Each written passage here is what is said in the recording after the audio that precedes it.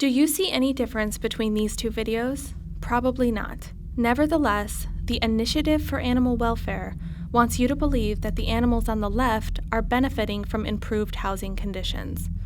PETA Germany's investigation into farms that claim to adhere to the Initiative for Animal Welfare demonstrate once again that animals on those farms lead a life just as miserable as animals on other farms.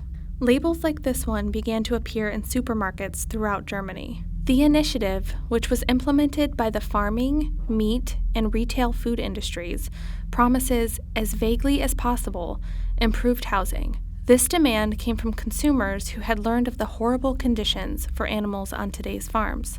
But the initiative is little more than a sham.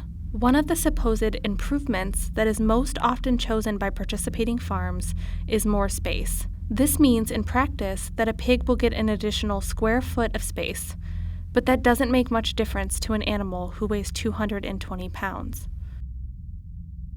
Farms that participate in the initiative still have slatted floors littered with excrement,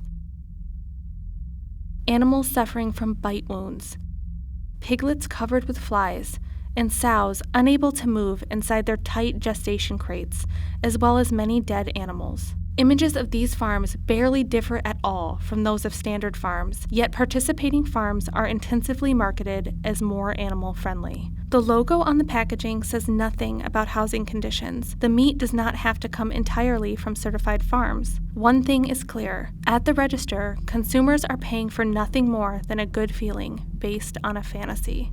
A lack of transparency is hallmark of the initiative. The fact that the Minister of Agriculture is using the initiative as the basis for a tax-funded public animal welfare label that also does little to improve animal welfare shows once again whose interests are being served by this project. Don't let the meat lobby fool you. Choose plant-based alternatives.